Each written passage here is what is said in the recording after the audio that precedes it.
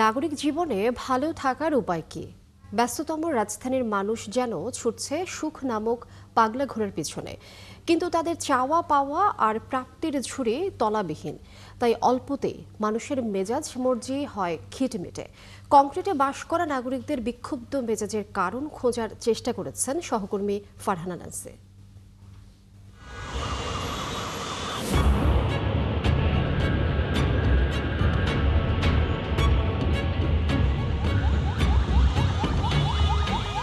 প্রাণের শহর যখন হয়ে ওঠে যানজটের নগরী, কখনো দুর্ভোগের কেন্দ্র, কখনো বা আহাজারির শহরে, তখন চাইলেই কতটা বা ভালো থাকতে পারে নাগরিক মন। তিলোত্তমা রাজধানীতে বেঁচে থাকার অসম প্রতিযোগিতা আর আয় ব্যয়ের বৈষম্যের স্বাভাবিক ফলাফল গিয়ে ঠেকছে মানুষের মন ও মেজাজে।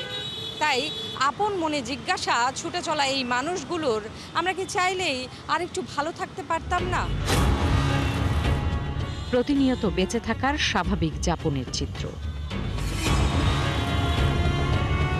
বলা হয় তিলোত্তমা ঢাকা। এই মানুষের মুখগুলো কি তাই বলে, নাকি বসবাসের অযোগ্য ঢাকায় বসবাস করতে বাধ্য নগরবাসীর অসুখী মুখ?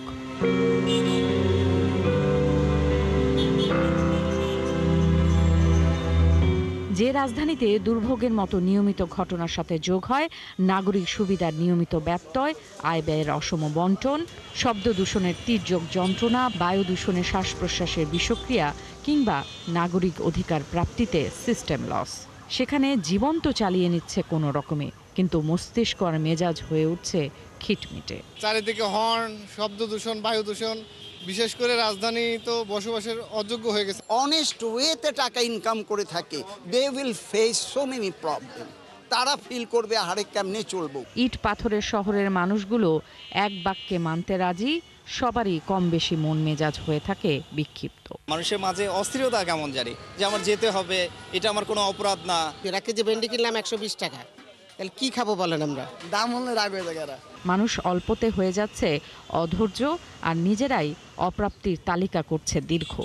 এই খিটমিটে মেজাজের ফলাফল বর্তাচ্ছে মানুষে মানুষের সম্পর্কের গহীনে। স্বাভাবিক কার্যক্রমে গিয়ে আমরা যে পরিবারের সাথে কথা বলি, পরিবারের মানে কাউকেও ভালো লাগে না, হয়তো ছেলে মেয়েকেও ভালো লাগে না, স্ত্রীকে ভালো লাগতেছে না। জ্যামের মধ্যে আটকে থাকতেছে অনেকক্ষণ, তখন ওরাও বিরক্ত হচ্ছে।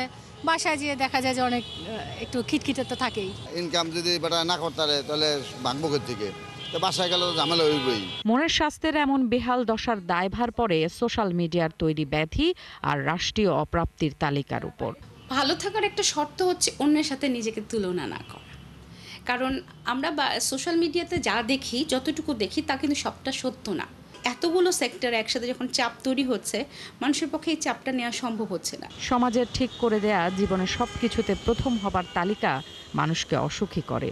তাই নিজের ভালো থাকার উপায় নিয়ে বিস্তর ভাবনার পরামর্শ মনোবিজ্ঞানীর। নিজেকে ভালো থাকার জন্য দরকার হচ্ছে নিজের ভালো দিকগুলো দেখা, যে আমার কি কি আছে, আমার কি কি পজিটিভ দিকগুলো আছে, আমার জীবনে অ্যাচিভমেন্ট কি আছে। অ্যাটলিস্ট পরিবারের সদস্যরা রাতে ডিনারটা একসাথে অন্তত করবে এবং বাড়িতে গিয়ে মোবাইলটা না নিয়ে সবাই ফ্যামিলি টাইম স্পেন্ড করবে।